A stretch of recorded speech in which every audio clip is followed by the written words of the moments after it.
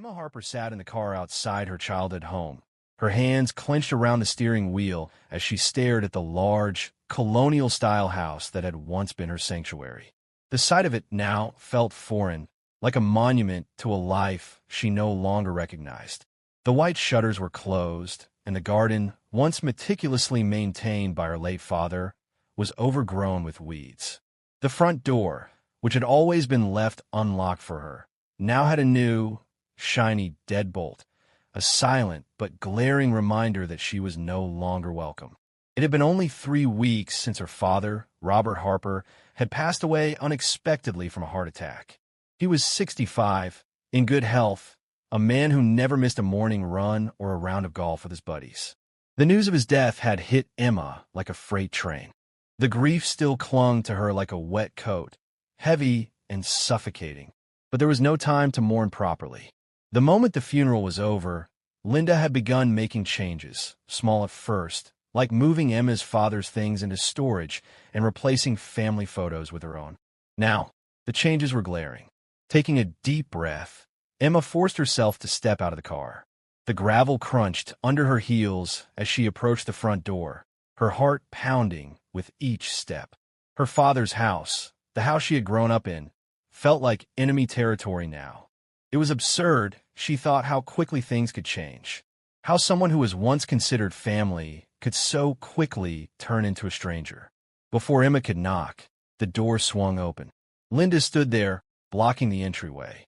She was dressed in a silk robe, her platinum blonde hair perfectly styled, a glass of white wine clutched in one manicured hand. Behind her, the once warm and inviting foyer looked like a staged magazine spread, cold, impersonal, and pristine. Emma's eyes instinctively scanned the walls, searching for the familiar family portraits, but they were gone, replaced by abstract art and oversized mirrors. He said it would be safer with me, that he wanted to make sure they stayed in the family. Emma swallowed hard, her throat suddenly dry. Those aren't just things. They belong to my grandmother, my great-grandfather, and my mother. Those are my family's legacy. And I'm family now, Linda said smoothly, leaning against the doorframe as if Emma were the intruder. Besides, you've been away for so long, Emma. Emma, Linda said, her voice dripping with false warmth. I wasn't expecting you. I called, Emma said, struggling to keep her tone even. Twice. Linda lifted one perfectly plucked eyebrow. Oh, did you? I must have missed it. Things have been so hectic lately. You know how it is. Emma clenched her jaw, biting back the urge to snap. Linda knew exactly how it was. She had made it that way. Taking a slow, steadying breath, Emma squared her shoulders. I came to get my things. And the heirlooms. Dad's safe is still in his office, right? Linda's smile faltered, but she quickly recovered, taking a long, deliberate sip of her wine. Ah, yes, the heirlooms, she said, swirling the wine around her glass. About that. What about it? Emma asked, her pulse quickening. Well, Robert gave them to me, Linda said casually, her tone too light, too nonchalant. Before he passed, he said he wanted me to have them. You know how sentimental he was about those things. Emma's stomach dropped. He gave them to you? Linda nodded, her smile widening. Yes, the necklace, the watch, the ring, all of it. You haven't exactly been around to care for those things. Emma's jaw clenched so tightly she thought her teeth might crack. I was away because of my job. Dad understood that. Maybe, Linda said, taking another slow sip of her wine. But things change. People change. Emma's eyes darted past Linda, searching for any sign of her father's old office, but the door was closed. The room that once held her father's desk, his bookshelves, and the old mahogany safe was now off-limits to her. The realization was like a punch to the gut. You're really not going to let me in? Emma asked, her voice trembling. Linda's smile was tight, her eyes cold and unyielding. I think it's best if you leave now, Emma. You're clearly upset, and I don't want to argue with you. Grieving is hard. Trust me, I know. Emma's fists clenched at her sides, her nails digging into her palms. The urge to push past Linda, to storm into that office and open the safe herself, was almost overwhelming. But what good would that do? Linda had the upper hand here. Without proof, without the will, Emma had no legal claim to anything in this house, and Linda knew it. Turning on her heel, Emma forced herself to walk away, her steps heavy, her vision blurred. The cool afternoon air stung her cheeks as she climbed into her car, slamming the door behind her. Her hands shook as she gripped the steering wheel, her mind spinning with rage and frustration. This wasn't just about the heirlooms. It was about everything her father had built, everything he had worked so hard to protect. And now, it was all in Linda's hands. Or so Linda thought. Emma pulled out her phone, scrolling through her contacts until she found the number she was looking for, her father's lawyer. It was time to find out exactly what her father had left her. Because if Linda thought she could take everything without a fight, she was sorely mistaken. Emma dialed the number, her heart pounding as the phone rang. After a few moments, a familiar voice answered. "Emma, is everything all right?" "No," Emma said, her voice shaking. "I need to see you. It's about the will." There was a brief pause. Then the lawyer's voice dropped to a more serious tone. "I was going to call you tomorrow. There's something you need to know." Emma's grip tightened around the phone. "What is it?" "It's about the company," the lawyer said, "and your father's shares." Emma's eyes flicked back to the house, to the woman standing smugly in the doorway, still sipping her wine as if she had already won. Emma's jaw clenched, a new determination settling over her. "Tell me everything," she said, her voice hard as steel. Emma Harper walked into the law office the next morning, her stomach twisted in knots. The reception area was sleek and modern, with glass walls that made her feel exposed and vulnerable. The air was cool and heavy with the scent of leather and polished wood. Emma's eyes scanned the room, landing on Linda, who was seated near the window, her legs crossed elegantly, her expression serene as she sipped from a paper cup of coffee. Dressed in a black, tailored dress that looked more suited for a cocktail party than a legal meeting, Linda looked completely at ease. Too at ease, Emma thought, her jaw tightening. Linda noticed her and offered a sickly sweet smile, patting the empty seat beside her. "Emma, darling, you look tired. Didn't sleep well?" Emma ignored her, instead directing her attention to the receptionist. "I'm here to see Mr. Turner." "Emma Harper." The receptionist nodded and gestured toward the conference room. "He's ready for you. You can go in." Emma strode past Linda without another glance, her heels clicking against the polished floor. The conference room was spacious, with a long mahogany table at its center and floor-to-ceiling windows that overlooked the city skyline. Sunlight streamed in, casting harsh, angular shadows across the room.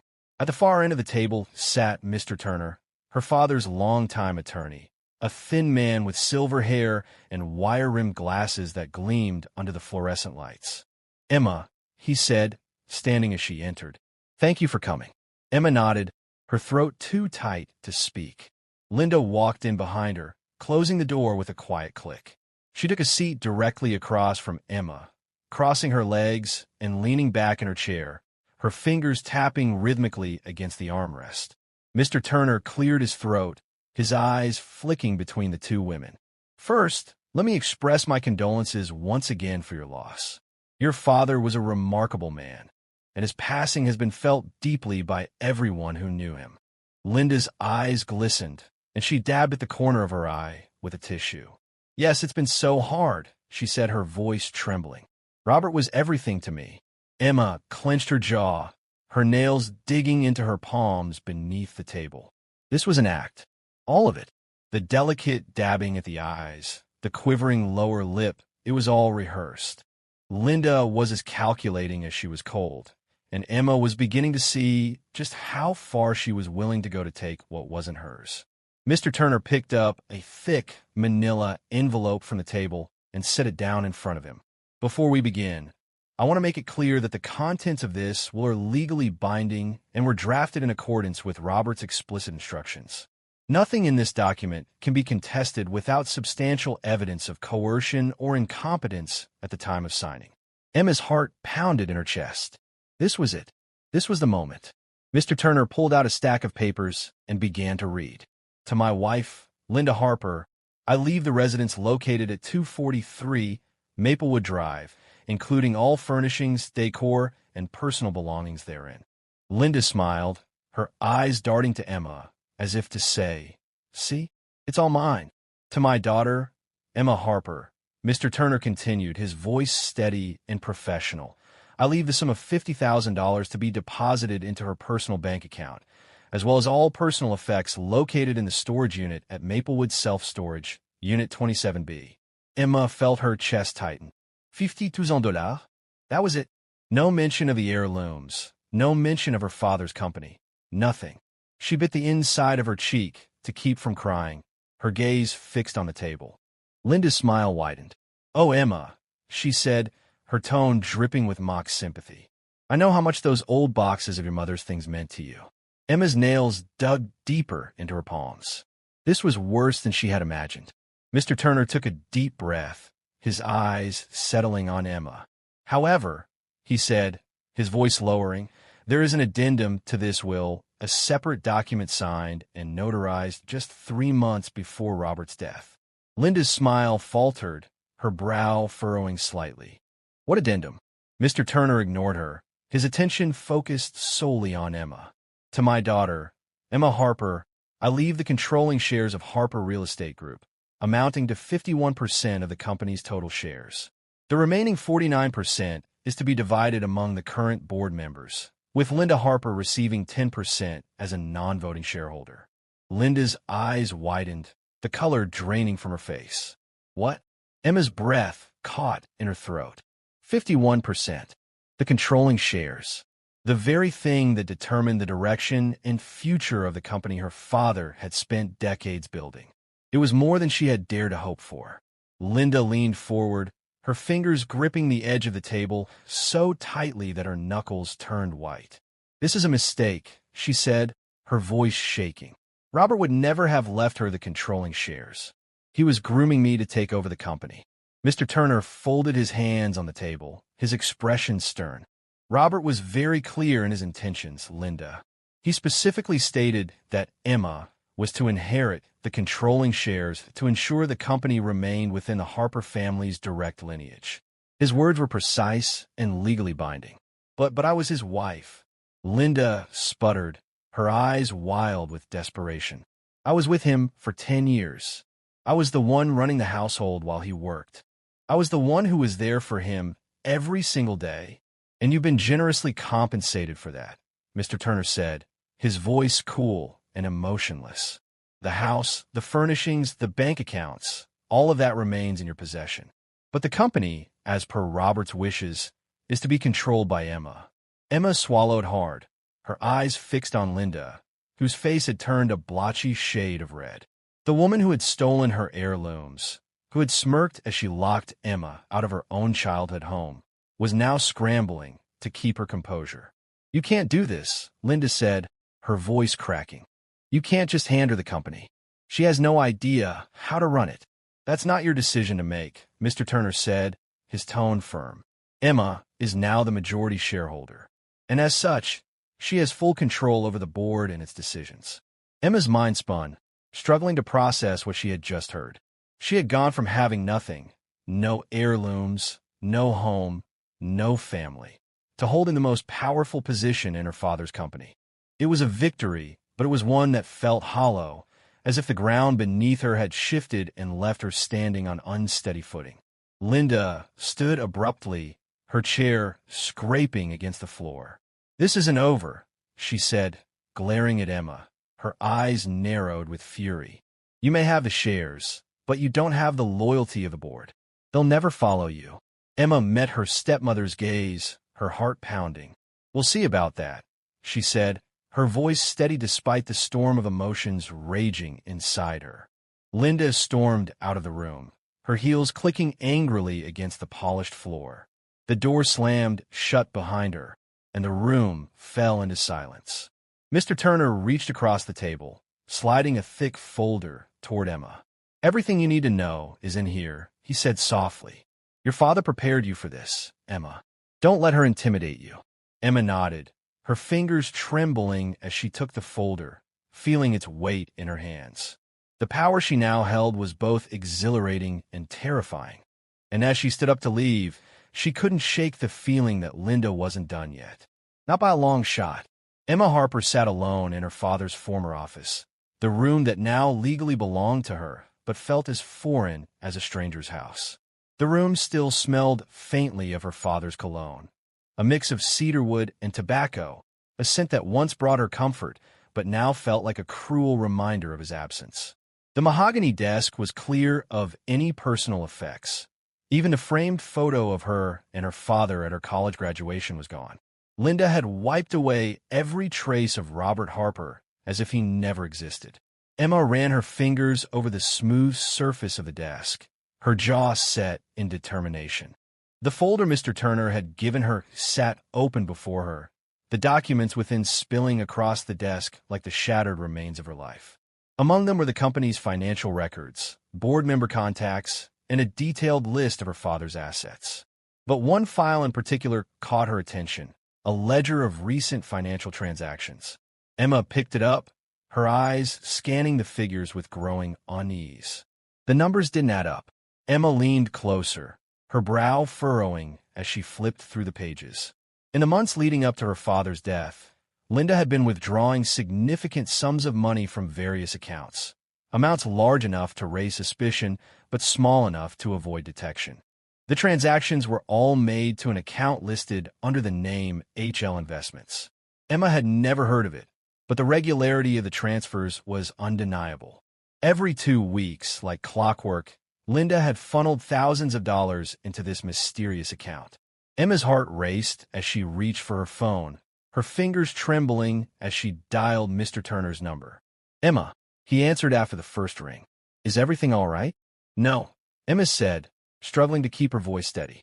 "I found something.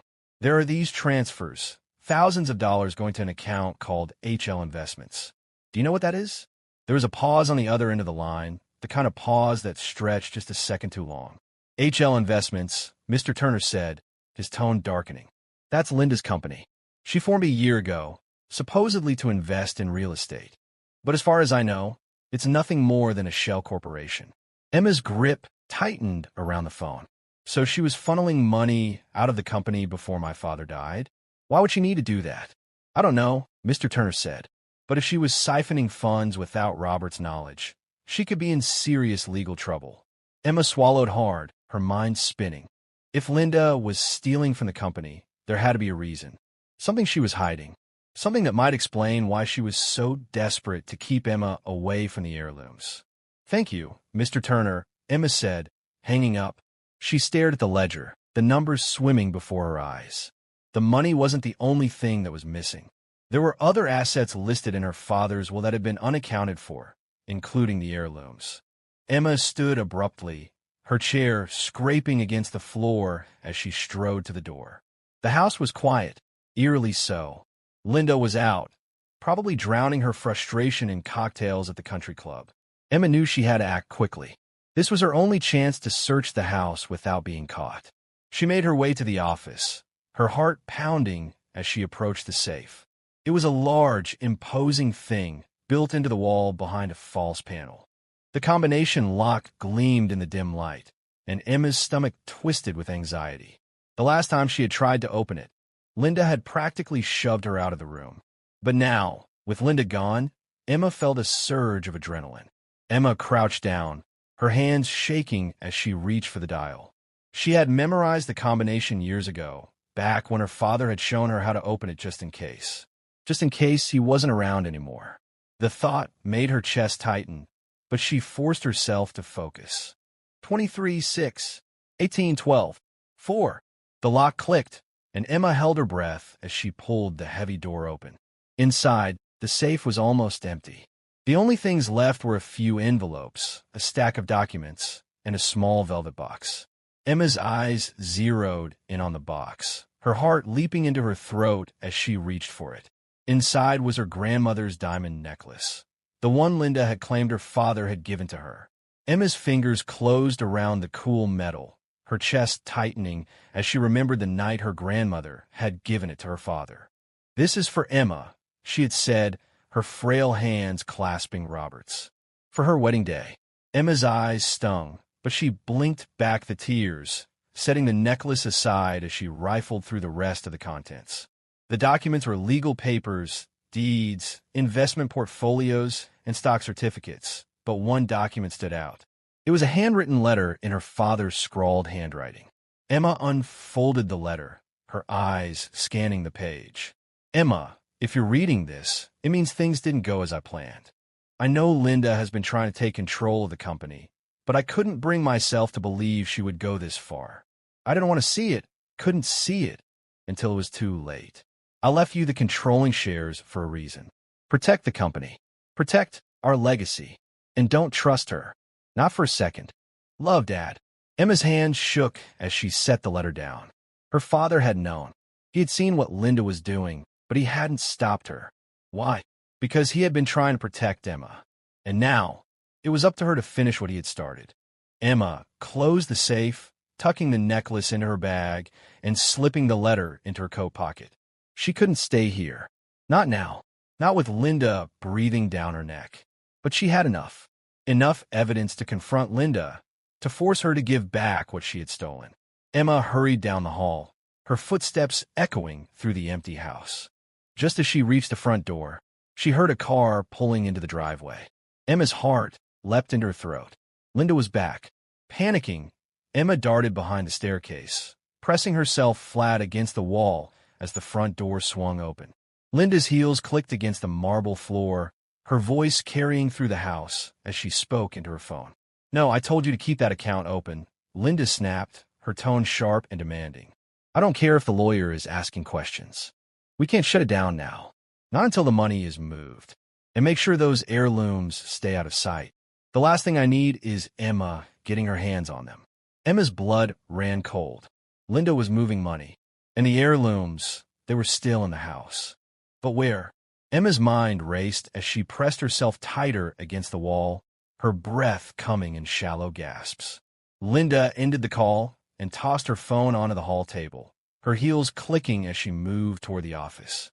Emma held her breath, waiting until Linda's footsteps receded down the hallway. Then she slipped out the door, her pulse pounding in her ears as she sprinted to her car. She had everything she needed, the letter, the necklace, the ledger. But now she needed a plan. Sitting behind the wheel, Emma gripped the steering wheel so tightly her knuckles turned white.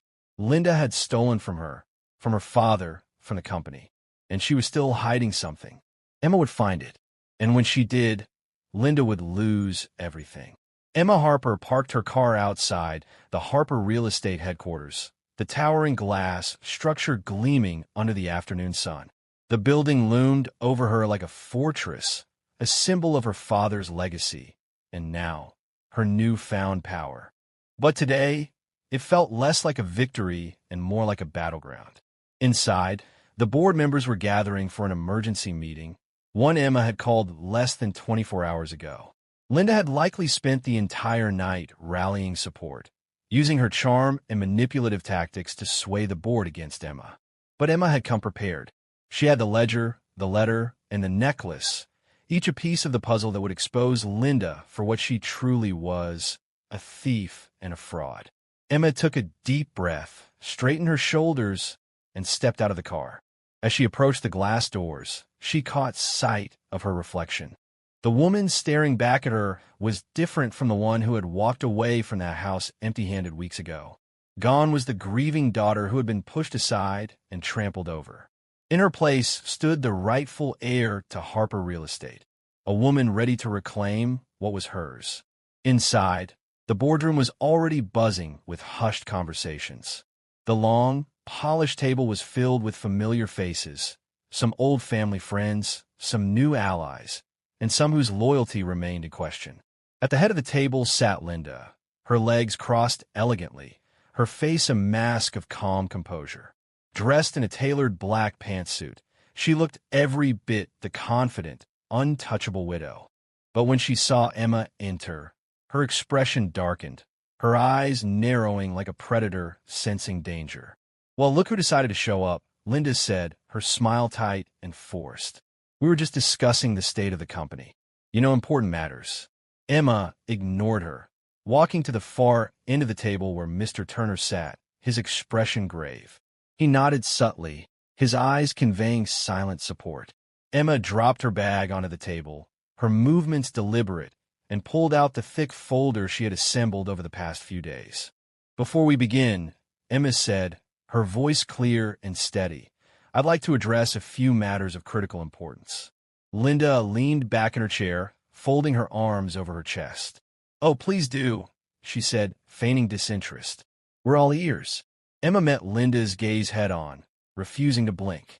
"First, I'd like to talk about the financial discrepancies I discovered in the company's accounts." Murmurs rippled through the room. Linda's smile faltered, but she kept her gaze locked on Emma. Emma opened the folder, pulling out the ledger and placing it in the center of the table. Over the past 12 months, significant sums of money have been siphoned from company accounts into an external account under the name HL Investments. The transactions were structured in a way that made them appear as legitimate expenses: maintenance fees, consulting charges, and miscellaneous expenditures. But upon closer inspection, it became clear that HL Investments is not a legitimate vendor or service provider. Emma paused, letting her words sink in. The room fell silent, all eyes darting between Emma and Linda. "And how exactly did you come to this conclusion?" Linda asked, her tone icy. "Because HL Investments is a shell corporation," Emma said, her voice rising with conviction.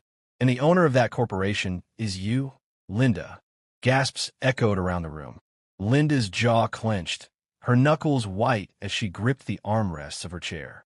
"That's absurd," Linda said, her voice shaking. "You're grasping at straws, Emma. This is nothing but a baseless accusation." Emma pulled out another document, the bank statement showing the fund's transfer to HL Investments.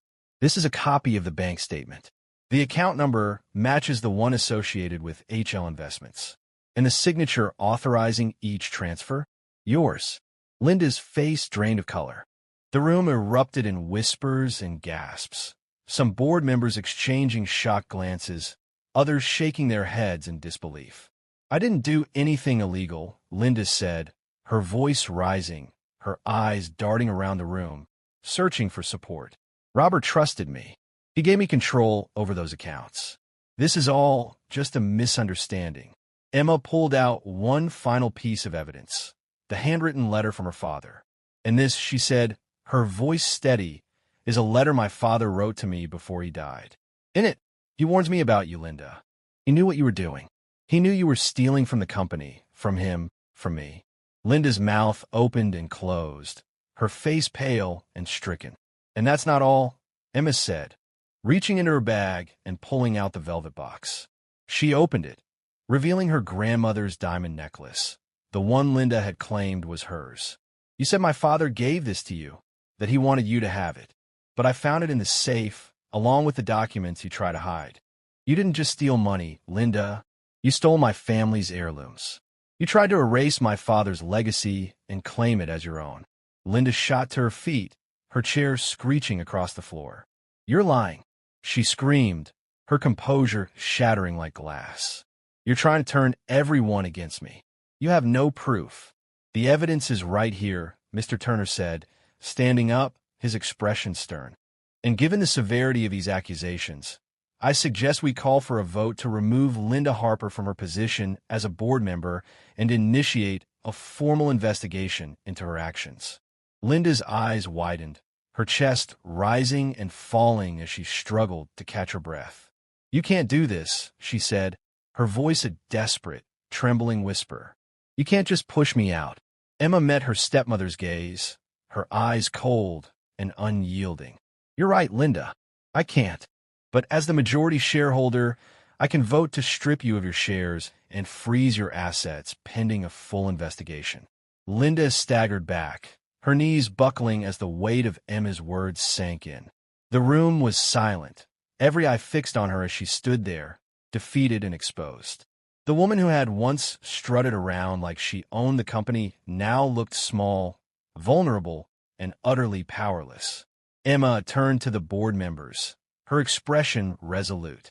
"All those in favor of removing Linda Harper as a shareholder and proceeding with a formal investigation, raise your hand." Hands shot up around the table, one after another, until all but one were raised. Linda's face crumpled, tears spilling down her cheeks as she sank into her chair. "It's over, Linda," Emma said, her voice a mix of relief and exhaustion. "You took what wasn't yours, and now you're going to pay for it." Linda's sobs filled the room, but Emma felt nothing but a hollow ache in her chest. The victory felt empty, the air heavy with the remnants of a shattered family. Emma turned away, walking out of the boardroom and into the corridor, the weight of her father's letter heavy in her pocket. She had done what he asked. She had protected his legacy, reclaimed what was hers. But as she stepped into the elevator and the doors slid shut, Emma leaned against the wall, closing her eyes as a single tear slipped down her cheek. The battle was over, but the scars would remain.